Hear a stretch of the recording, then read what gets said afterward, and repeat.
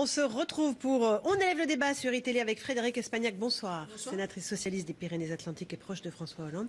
Et Franck Riester, bonsoir. Bonsoir. Vous êtes député de Seine-et-Marne et porte-parole de Bruno Le Maire. On va revenir ce soir bien sûr sur la grosse actualité autour de François Hollande, avec la parution d'un livre de plus de 600 pages, signé de deux journalistes du Monde, de Gérard Davet et Fabrice Lhomme. Un président ne devrait pas dire ça, avec un certain nombre de confidences choc.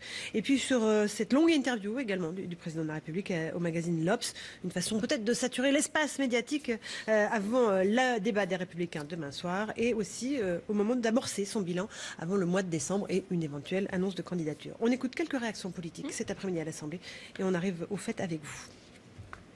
Il est tout à fait curieux, sous la Ve République, qu'à 7 mois de l'échéance, le président de la République sortant multiplie les petites confidences, les petites polémiques, les petits propos. Au lieu de gouverner, il commente. Au lieu de présider, il fait campagne. Tout ça est assez affligeant. Avec ce type de livre, avec ce type de révélation, effectivement, une confusion qui, pour moi, ne correspond pas à ce que j'attends de mon camp et du président de la République que j'ai soutenu et que je soutiens encore. Il nous avait dit président normal, mais il a du temps. Hein.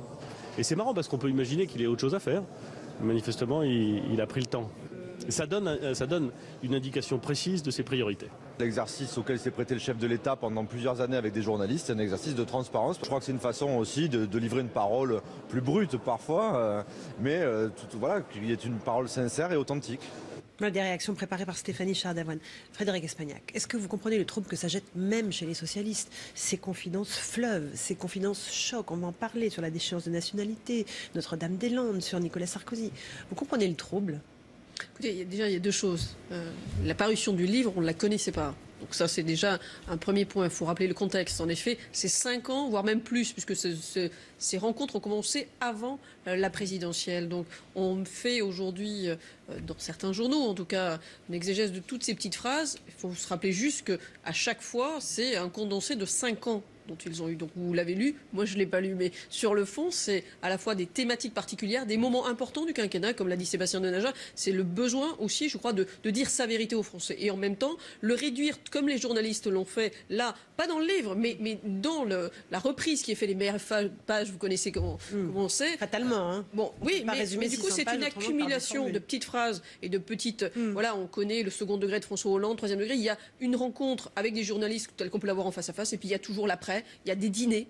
Et donc là, c'était du domaine du privé. Et je crois que ça sort aussi du contrat qui était entre eux, encore une fois, où il n'a pas su quand ça sortait, ça n'a pas été relu. Et il y avait aussi, je pense, un minimum de confiance établi qui, je pense, n'a pas été respecté. Franck Riester, votre réaction?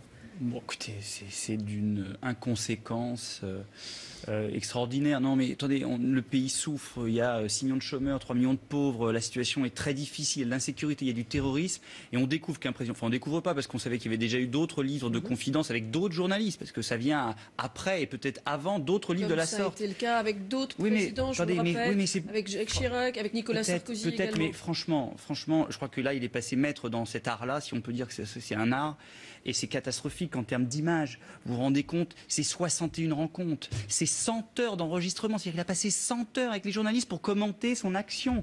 Alors vous dites, c'est sa part de vérité. Si, c'est 100 heures. Ils ont 100 heures d'enregistrement. En l'occurrence, c'est 100 heures sur 5 ans. Oui, mais d'accord. On va faire le ratio, vous allez voir. Mais oui, mais 100 heures, c'est 4 jours complets, 25 heures. 4 jours, 24 heures, c'est hallucinant. 4 jours et pour dire quoi? Et pour dire quoi? Vous dites, c'est sa part de vérité. Quand il dit l'institution de la justice, c'est une institution de lâcheté. Non. Si, c'est ce qui est dit dans le livre. Mais attendez, mais vous me dites non, c'est ce qui est dit dans le livre. Ce qui est dit dans le livre, c'est là où vous avez en tout cas un angle bien particulier. Ce qui est dit dans le livre, c'est à la différence. Non, je ne peux pas vous laisser dire ça. À la différence, en tout cas, ce qui est dit, c'est que jamais il n'a cherché à influencer la justice. Jamais il est intervenu le président de la République, qui est garant. Ça, en l'occurrence, ce n'est pas le cas. On va pas s'entendre. Juste pour vous préciser que les deux plus hauts magistrats de France, le premier président et le procureur général auprès de la Cour de cassation, sont reçus ce soir à 20h par François Hollande, justement pour s'expliquer des propos qu'il a tenus dans le livre. Il a dénoncé la lâcheté de l'institution judiciaire. Oui, mais c'est pour ça qu'il a réellement, dans ce livre, en tout cas. Je suis expliqué avec lui, il n'a pas tenu ses propos, et donc c'est pour ça que je crois que c'est la moindre des choses qu'il les reçoive aujourd'hui. Ouais. Bon, alors il n'a pas tenu ces propos-là. Enfin, franchement, deuxièmement, il dit que Notre-Dame-des-Landes ne se fera pas. Mais quand on est un président de la République, là aussi, qui est garant des valeurs de la République et qui est garant du bon fonctionnement et de l'ordre républicain et qui voit que non seulement il a fait un référendum qui dit que ce Notre-Dame-des-Landes doit être fait, qu'il y a des recours qui ont été formés devant la justice, et ces recours disent qu'il faut que ça soit fait, et le président dit de toute façon ça se fera pas, mais on marche sur la tête.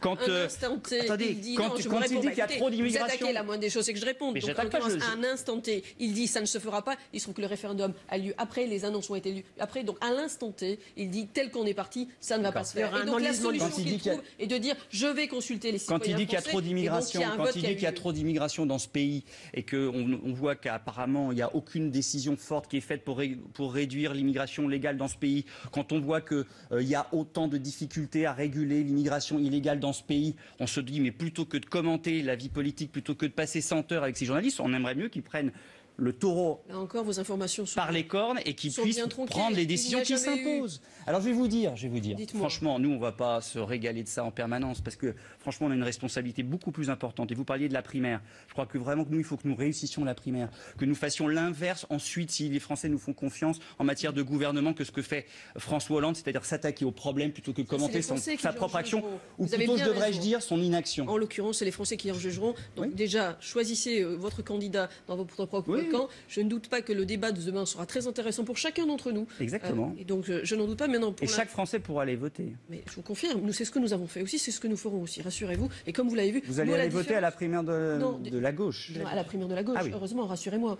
Enfin, je pense que c'est assez logique. J'ai encore ce droit-là. Peut-être un mot, Frédéric Espagnac, sur la déchéance de nationalité. Dans ce livre, d'après les confidences relatées par messieurs Davet et L'Homme, le président semble dire qu'à titre personnel, il était contre, mais que finalement, il l'a adopté pour lutter contre le terrorisme. On va écouter la réaction de Cécile Duflot, l'était il y a un instant sur notre plateau. Moi, je comprends toujours pas ce qui s'est passé autour de la déchéance de nationalité, ou ce que j'en comprends, c'est que c'était une forme de coup tactique. Sauf qu'en fait, je crois qu'on peut pas faire de tactique avec la République, avec ce qui fonde nos principes. Pour moi, c'est une grande leçon, c'est que, effectivement, il a donné le sentiment de se déjuger, ensuite de reculer, et ça c'était une bonne chose, que ça aurait été une erreur absolue de s'obstiner, mais on voit bien qu'aujourd'hui il est dans un grand porte-à-faux. Où sont ses convictions? À quoi croit François Hollande? Qu'est-ce que c'est ces valeurs fondamentales, ce qui le vertèbre? C'est une vraie question aujourd'hui. Jugement très dur, Frédéric Espagnac? Non, je pense que... D'une ancienne ministre aussi, je vous rappelle, dans une période de campagne électorale. La réalité, elle est bien plus simple, et on en a parlé à plusieurs reprises avec Cécile Duflot, qui est une personne que j'apprécie. Plusieurs choses. Je faisais partie des gens qui étaient contre la déchéance de nationalité. Et en même temps, j'ai compris cet instant-là. J'étais moi-même surprise. Enfin, je connais la pensée hollandaise, en l'occurrence, depuis plus de 15 ans. Je sais que François Hollande est contre la déchéance de nationalité. Il l'a toujours été. Qu'est-ce qu'il fait à l'instant précis qu'il le fait? Excusez-moi, je vais parler. En l'occurrence, à l'instant précis, c'est assez simple. Quand il y a eu les attentats de Charlie Hebdo, qu'est-ce qui s'est passé? Le réflexe de la société française, de ce peuple qui s'est levé dans la rue, nous n'avons pas pu l'avoir au lendemain de Charlie. Au lendemain du Bataclan. Et pour cause, parce que les événements étaient bien plus graves dans un contexte malheureusement où la sécurité a nécessité que ce sursaut-là ne puisse pas se faire. François Hollande a cherché aussi une image de la même intensité qu'au lendemain de Charlie Hebdo. La seule image possible, c'était l'unité de la représentation nationale pour le monde entier. C'est une image qui a fait le tour de toutes les télés. C'était sa réponse à lui, à Daesh. Dans le moment où la France potentiellement se fracturait, il fallait l'union nationale. Et c'est le choix qu'il fait. Est-ce que pour donc autant, la déchéance de nationalité est-ce que pour autant un élément de cette union nationale? Ben oui, il l'a dit clairement. Il a reçu le dimanche tous les représentants de l'opposition, et c'était la condition sine qua non. Il a fait ce choix-là, et en même temps il est clair avec lui. Il dit dans le Nouvel Obs, en l'occurrence encore ce matin, c'était très important de ce point de vue-là de garder une France qui ne se fracture pas, et en même temps il était clair, et c'est aussi pour ça qu'il a bougé. Je faisais partie des gens qui ont été le voir en lui disant attention, tu te trompes, là on va trop loin, ce n'est pas les valeurs qui... Et pourtant il n'a jamais dit en disant je suis fondamentalement contre. Mais paradoxalement aussi, il l'a rappelé, en 2015, ça avait déjà été utilisé et personne n'avait réagi à l'époque. Non mais c'est vraiment une question de deux choses. D'authenticité, évidemment, parce qu'on attend d'un président de la République que sur des sujets aussi sensibles, il soit en vérité. Il l'a été. Il ne soit pas en tactique, il soit en vérité. Mais non, parce qu'il est en vérité... Quand on est sur l'unité de la nation, on est sur la vérité. Si vous me coupez à chaque fois que je prends la parole, ça va pas être possible le débat. Hein. Il faut être en vérité sur des sujets aussi sensibles que ceux-là. Or, il n'a pas été en vérité puisqu'il a défendu quelque chose que vous reconnaissez, qu'il reconnaît, ne pas soutenir, d'être contre sur le fond. C'est pas possible. Un président de la République ne peut pas soutenir devant les Français quelque chose auquel il est hostile parce que c'est un vrai problème d'authenticité. Puis c'est un problème ensuite de mode de fonctionnement de la politique, sa façon de faire la politique. Parce que vous avez l'air de dire que c'était pour réunir la nation, etc. Mais c'est complètement faux. C'est une question de tactique. C'était pour couper l'herbe sous le pied. C'était pour couper l'herbe sous le pied politique de la droite. Si ça avait été une question d'union nationale à ce moment-là... Puisque la droite à l'époque...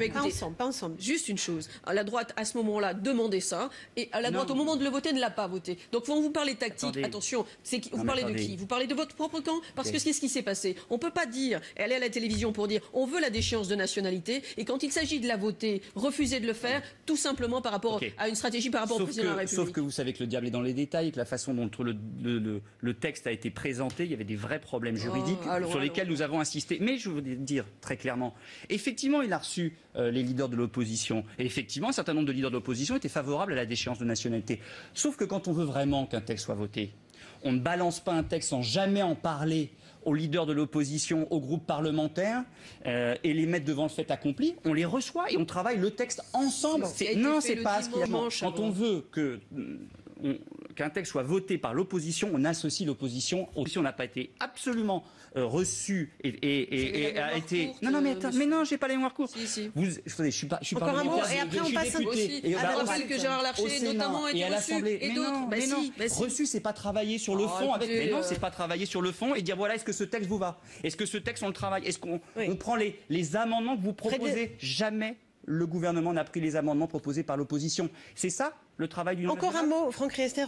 François Hollande envoie une pierre dans le jardin de François Fillon parce qu'il confirme qu'effectivement, lors d'un déjeuner entre Jean-Pierre Jouyet, secrétaire général de l'Élysée, et François Fillon, ce dernier a bien demandé à l'Élysée, si vous ne faites rien, il reviendra. Mais comment ça se fait que vous ne puissiez pas pousser la justice à en faire davantage, à propos évidemment de Nicolas Sarkozy, des affaires et de la justice? On en a déjà entendu parler, cette affaire. Ça sera un des thèmes du débat de demain? Non, sûrement pas. Il ne faut sûrement pas que ça soit ça.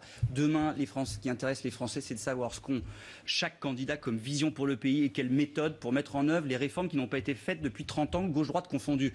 Mon candidat, Bruno Le Maire, je peux vous assurer qu'il va être très clair demain, à la fois sur ce qu'il veut pour le pays et comment il va le mettre en œuvre. En changeant en profondeur le système politique. Ça fait trop longtemps que justement un certain nombre de responsables politiques comme François Hollande sont en responsabilité et nous emmènent dans le mur. Donc il faut changer, une vraie bouffée d'oxygène et un vrai changement en profondeur du fonctionnement de notre démocratie. Je n'en doute pas dans votre parti, ça c'est certain. En tout cas, en ce qui nous concerne, nous sur ces valeurs-là, on n'a jamais bougé. L'indépendance de la justice, c'est avec la gauche. Pour la façon dont François Hollande parle de la justice, Excusez-moi, en l'occurrence, je le redis ici, il n'a pas tenu ses propos. Donc je vous le dis, c'est très clair. Donc ne jouons pas. Par contre, quand certains de chez vous s'amusent à demander ça, et là, vous ne pouvez pas dire avec tout ce que ces deux journalistes disent sur François Hollande. En tout cas, ils sont une transparence totale sur sa non-intervention sur ces affaires. C'est que et ce qui est grave, en effet, aujourd'hui, c'est qu'un représentant de votre parti soit venu demander à l'Élysée une intervention pour potentiellement tuer un concurrent. Ça, c'est un souci. Et c'est dans la vision qui est la nôtre de la justice et de l'indépendance de la justice entre la droite et la gauche, c'est le point fondamental. Ce qui est le plus important, c'est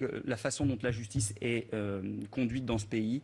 Et aujourd'hui, on a un vrai problème de justice. On a un vrai problème parce que ça fait trop longtemps qu'on n'a pas assez investi dans la justice, gauche-droite confondue, la gauche par idéologie, parce qu'évidemment on préfère la prévention que la répression, donc on ne va pas donner de l'argent au système pénal et donc à la répression, et la droite par sectarisme, en disant les magistrats sont de gauche, on ne va pas donner l'argent à des magistrats qui sont de gauche. Il faut absolument investir massivement dans la justice parce que dans la chaîne pénale, on s'aperçoit qu'on pourra mettre autant de policiers qu'on veut sur le terrain, autant de gendarmes qu'on veut sur le terrain. Si la justice ne suit pas, on n'aura pas les résultats en matière de sécurité. Et donc il faut absolument investir massivement dans la justice. Quel est le candidat, excusez-moi, qui a fait voter, à savoir Nicolas Sarkozy, la RGPP et la réduction potentiellement de tous les services publics d'État, et notamment celui de la justice? Vous savez, vous êtes élu, moi aussi. Au quotidien, dans nos tribunaux, on a aujourd'hui des gros problèmes. Quand on voit aujourd'hui. Mais qu'a fait François Hollande depuis 5 ans et qu'a fait Nicolas Sarkozy depuis 5 ans? Mais justement, on a commencé à réparer ce que vous aviez cassé. En l'occurrence, les crédits que vous aviez cassés pour la justice, nous les avons rétablis petit à petit. Aujourd'hui, Jean-Jacques Urvoas est exemplaire de ce point de vue-là. Donc je ne peux pas vous laisser dire ça. Et je vous rappelle en l'occurrence que la justice et le financement, en tout cas le budget de la justice, c'est Nicolas Sarkozy. Pourquoi François Hollande a arrêté le programme de construction de prison alors, par exemple? Il l'a relancé au bout de la fin de ce débat. Merci beaucoup Franck Riester, Frédéric Espagnac pour ce débat passionné effectivement autour des confidences de François Hollande. Dans un instant, c'est